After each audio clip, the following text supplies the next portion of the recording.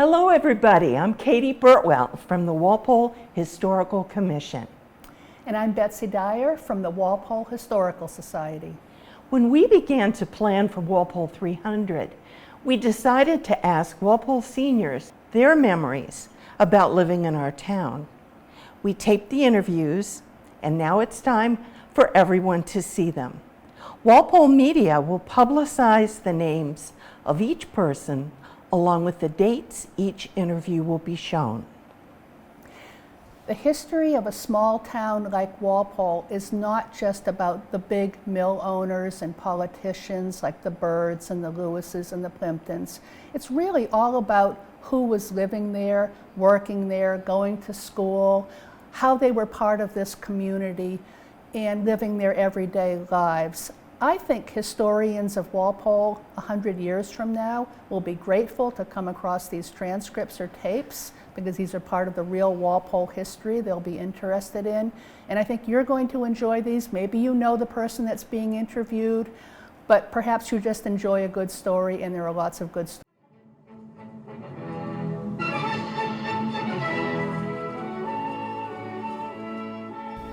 Okay, my name is Robert Eler, and I've lived in Walpole since I got out of the service in 1956.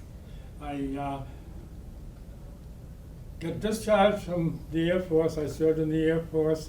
I was still in the reserves for another 4 years, and had to find a place to live and to get a job, so to say. Yes. My aunt, Noni Bunker, lived at 177 Main Street. She passed away with my father's sister, and he inherited the property.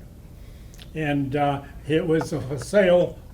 This place was for sale when we got discharged from the Air Force. And we didn't have any place to stay, so my father and mother said, stay here until I sold the place. It was all furnished and everything. I said, sure. So anyway, we stayed there, and the property wasn't selling very well at that time. It was the asking price was $12,000 for that house. And I didn't have anywhere near that kind of money because the last job I could get paid $1.20 an hour, and I was married with one child at that time. And let's see, where was I? We stayed there until Marilyn and I, my wife, talked it over. Said, why don't we try to buy the house? And it was a two-family house, and my father was still renting upstairs, and he was getting $75 a month for rent. And he just says that downstairs is vacant, live downstairs, so upstairs is still an apartment. And so I talked it over with my father, and he was asking $12,000 and having difficulty in selling the house. But anyway, I said to him one day, I'm going to buy the house, but can I buy it for $11,000? And he says, why? I said, well, if you get a real estate agent, you're going to have to pay him $1,000 anyway. Why don't you just give it to me for that $1,000 less? And he says, yeah, okay. So I went to the bank and talked to the president over there, and he asked me how much I made, and I told him $1.20 an hour. And he says, I'm sorry, I can't give you a loan. You don't make enough money. So I said, okay.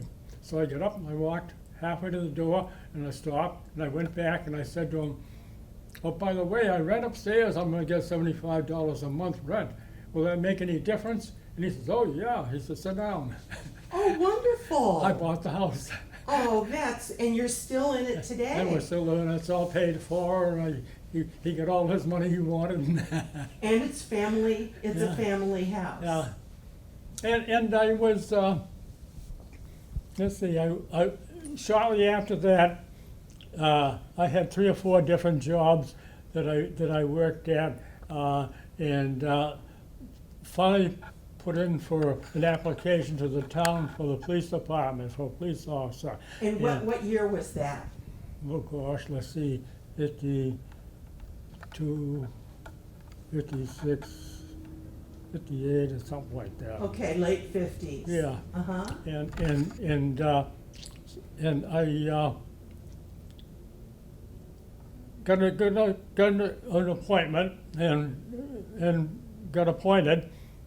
I had an interview and got appointed and I went to work. And I would say, like I say, you asked me, let's say it could be 1950, 58 maybe, I don't know. And so I was on the police department and I stayed with them for 33 years. And at 65, they say, forced retirement, you're out. So I said, okay. So in the meantime, while I was on a police force, I had a lot of interesting things that happened and Yeah, everything. what was the most exciting thing that ever happened to you when you were on the force? Most exciting, Yeah. meaning like a gunfight. Yeah. Peter Dalton and I was coming up from East Walpole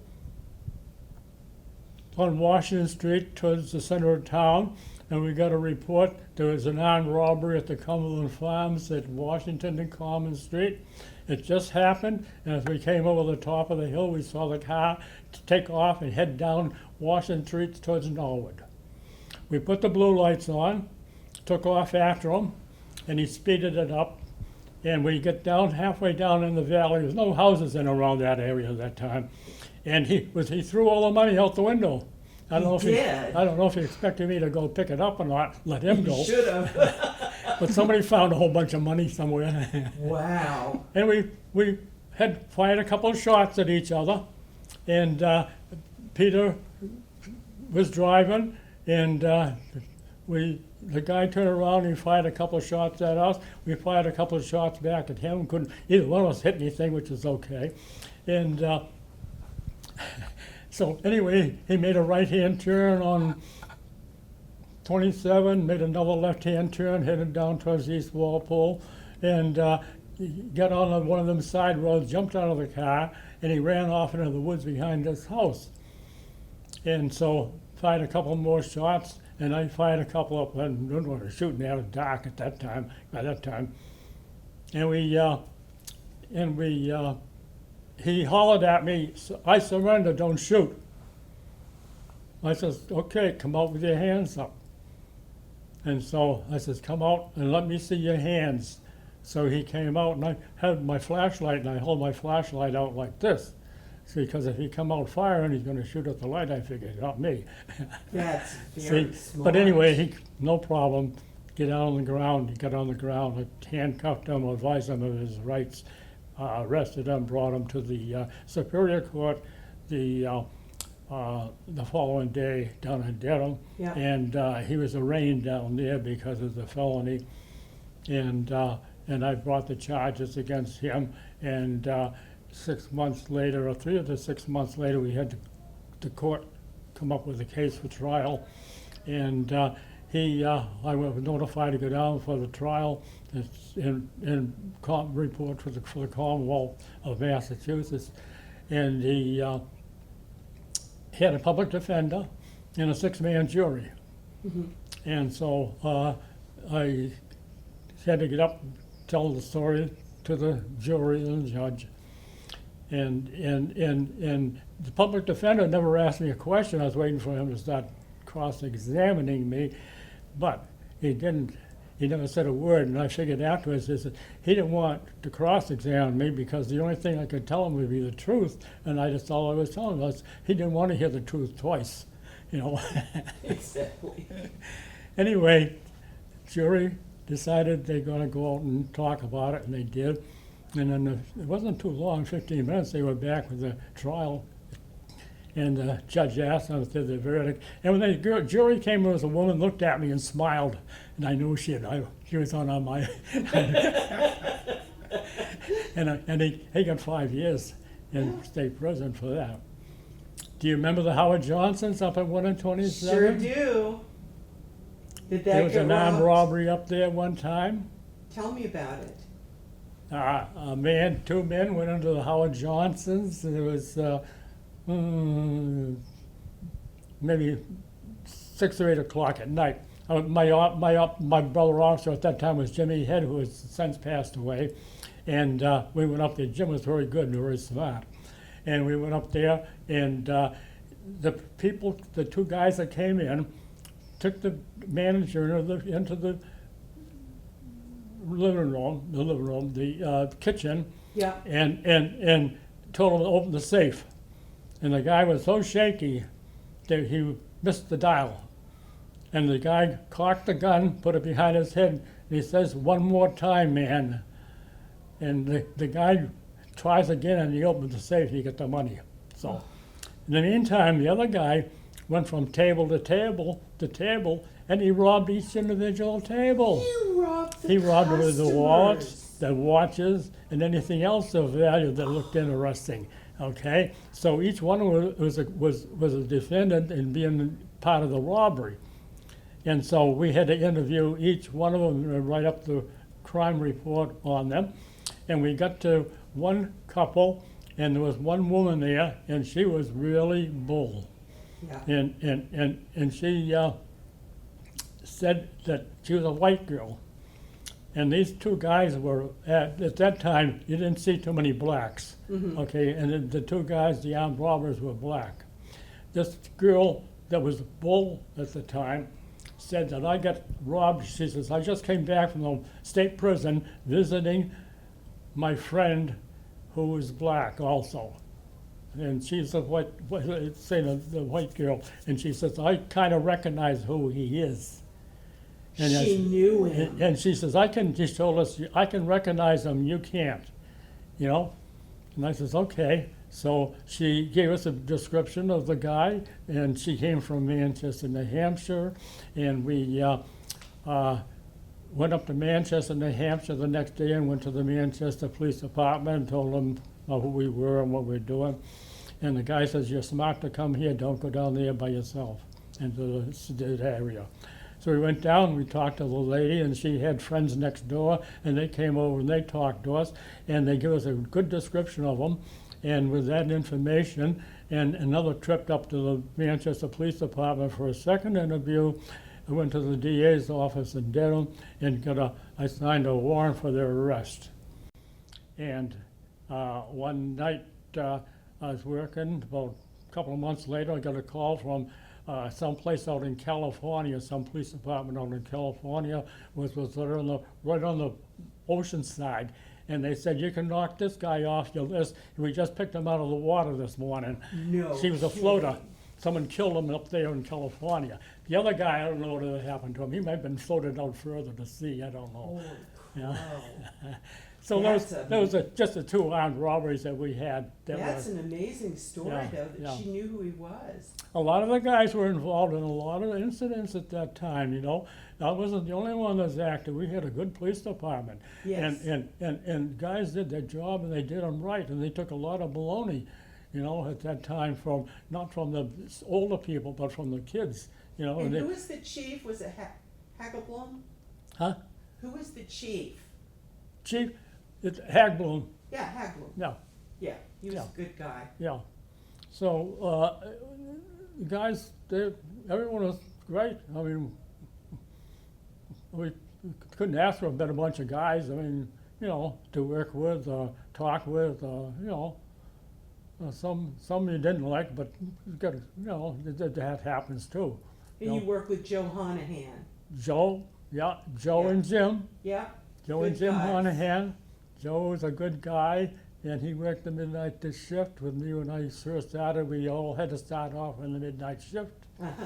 and work our way up to the day shift.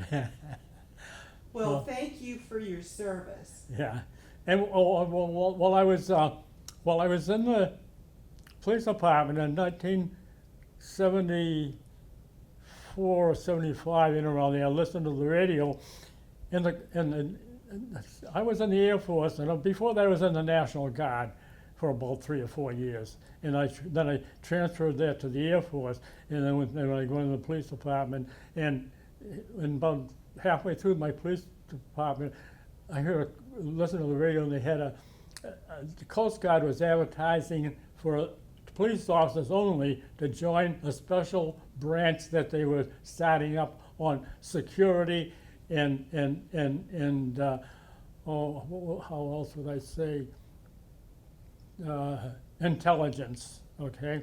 And so I talked it over with Marilyn, and she said, go ahead if you want to. I always wanted to join. So I went in and I talked to the guy and I joined. So I had 4 or 5 years with the Coast Guard, and I enjoyed that a lot. I enjoyed that, really enjoyed it. And I got my way around, and of course we're part of the CIA in security branch that there was of the services. And our job at the Coast Guard station in Boston was they put us in a little, you walked up a stairway and you went in a little glassed-in area and you kept your eyes on the main gate. And at that time, they were having trouble with Whitey Bulger, and Whitey he was out and about during that kingpin of time. the underworld, and they didn't know what was going to happen, and they wanted some backup in case it happened. And anyway, I'm up there one day. This is the comical part of it is that, people, like I say, people didn't have phones at that time. My wife didn't have a cell phone like they have now and all that stuff, you know.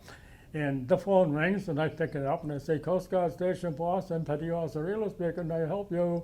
And this woman on the other end says, my name is Marilyn Eela, my wife.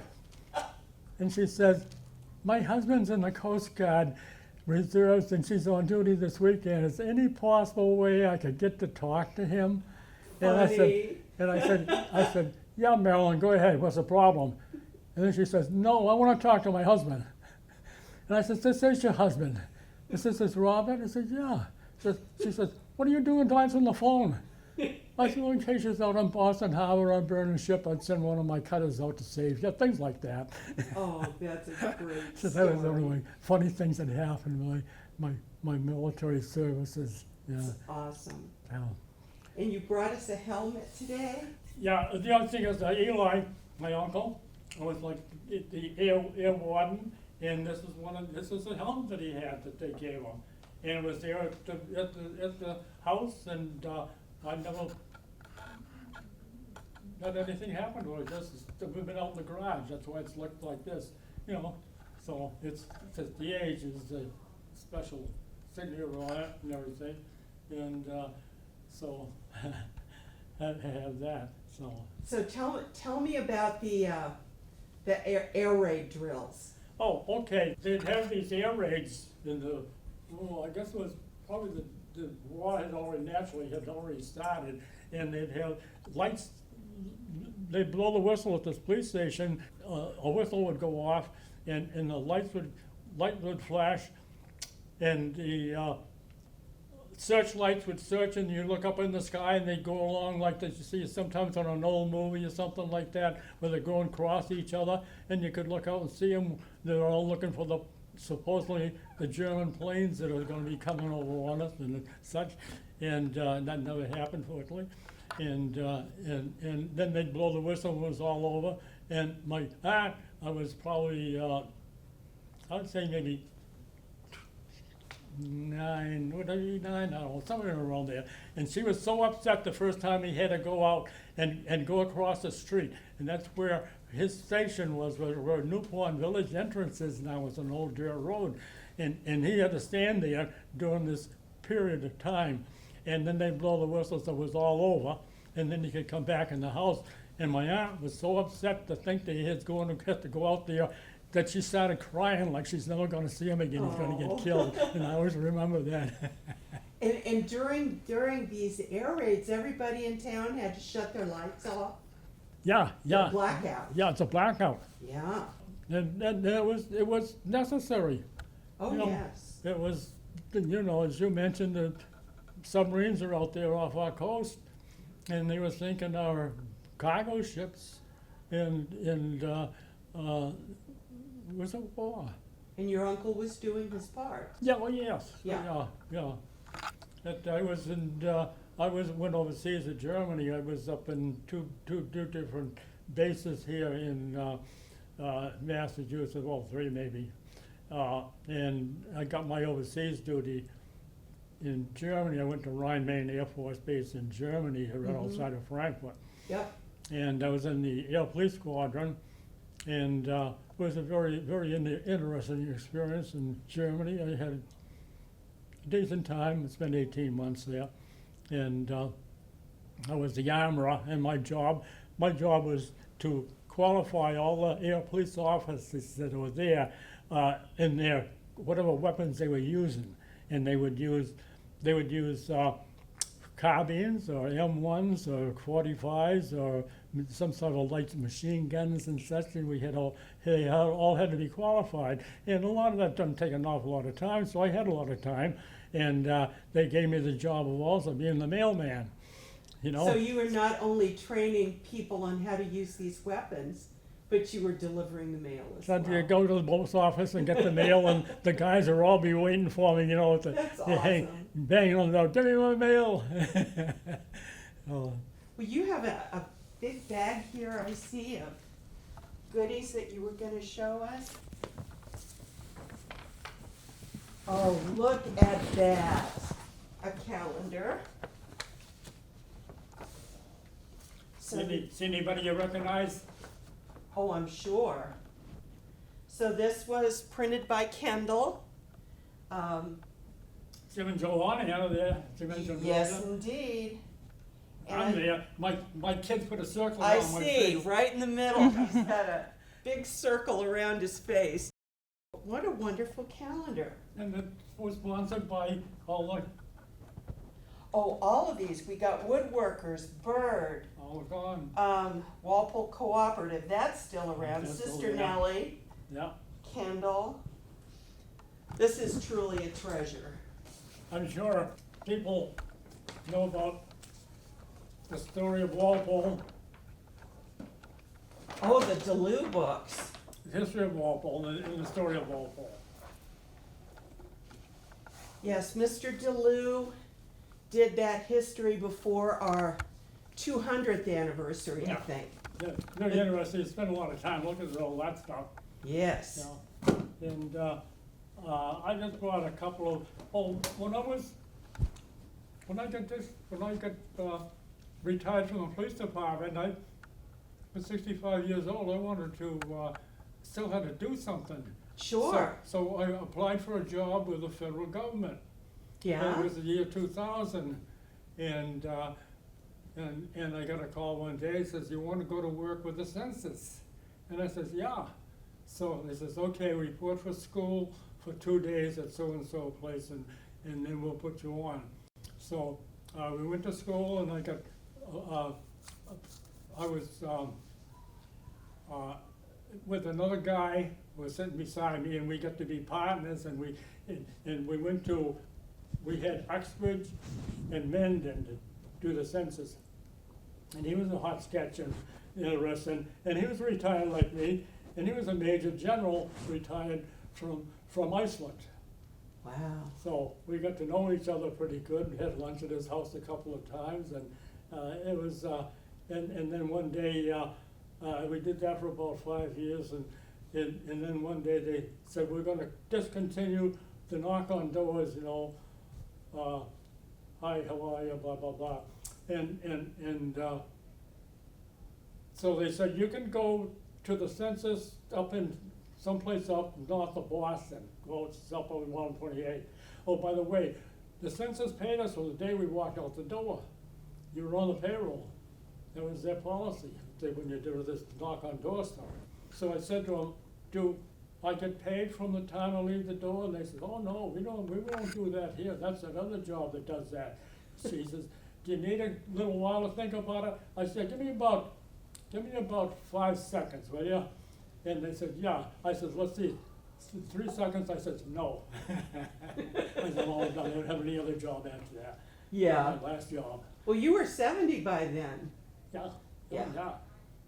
It's time to retire. Yeah. So time to retire, do something else. So Oh, you we had did- some We did.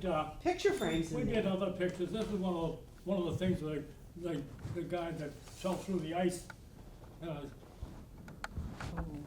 Okay, this is a commendation, departmental commendation for a good police job, dated 1970, for your courageous action in effecting the rescue of one Clarence Campbell from the icy waters of Willett Pond. So that's wonderful. Wow. And next to it is a Walpole Times clipping, and a thank you from Mr. Campbell to you for saving his life. Wonderful. Anyway, I was impressed by this guy that I worked with, this general there. When we went to his house for lunch, he says, "Oh, come down to my cellar room." He says, "I'll show you they have a room finished off down there." And he had his wall all covered with all these things, that are awards that he got as being a general, up from private to general, yes, I don't know. And I was so impressed by it. Says I started picking up all these things that I had all over the place. I had one in this drawer and one in that drawer, and I got them all together and framed them and put them on the wall on one of my bedrooms there. I don't have any room for anything else now. With all your commendations. You know, my military discharges are up there and all that good Hey, stuff. nothing wrong with that. Yeah, no, so. it was Well, that's that. wonderful. Yeah, and then, this is another one on, Let's see, here's another commendation signed by Eleanor Johnson. This is, you saved 3 people trapped by house fire. This is dated December 12th, 1972. You rescued Mrs. Minnie Brusca from her burning home at 412 Fisher Street. You saved the life of this woman. And here's the Walpole Times article, and that's wonderful. Joe Beaton and I were working that night. Fantastic. Tell us a little about what happened that night. Well, we were cruising East Walpole on the midnight day shift. And we went up this natural and these back roads, and not back roads, but just central roads there. Yeah. And you see this house, the whole downstairs is in flames. This crisis.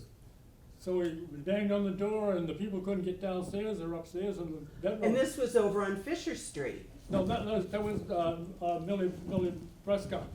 Ah, Millie Brusca. She's the one that I went into the burning house by myself and did that one. okay. But Joe was with me on this one. Oh, this is another This one. is another one. Okay. And it says, "Well, how are we going to get them out of there?" And Joe says, I said, "Geez, every house has a ladder somewhere behind the house somewhere." He says, "There was a lot of houses there."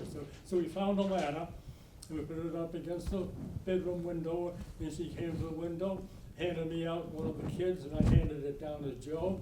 And then she handed me the other one, and I handed it down to Joe, and then helped her out and got her out of the house. We did not have we did not have a permanent fire department at that time. That's right. We had a call fire department. Yep. And the reason I always said that we didn't have a permanent fire department that early was that we had such a good call fire department that they didn't need it, but they really do now. But I mean, at that time, the guys did a good job, the call fire department. Yes. Yeah.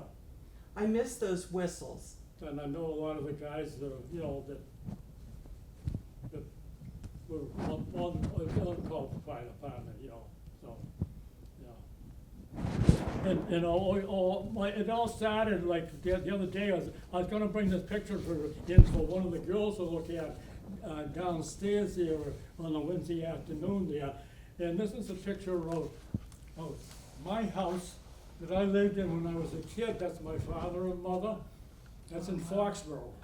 That's over the Foxborough. line on North Street. If you have North Street, Yes. it's just over the line on the left-hand side, and it says my father and my mother, and myself, one of the 3 little boys there. Yes. One's my brother, one's me, and one's my cousin Nancy, and Topsy's the dog.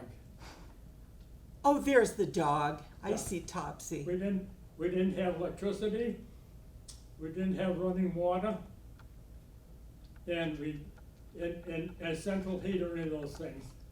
How did you folks stay warm in the winter? Did you burn You coal or shivered You wood? shivered so hard it warmed you up. Huh? You shivered so much it Oh, kept you warm. man. But you all look good. What a wonderful picture. Wonderful.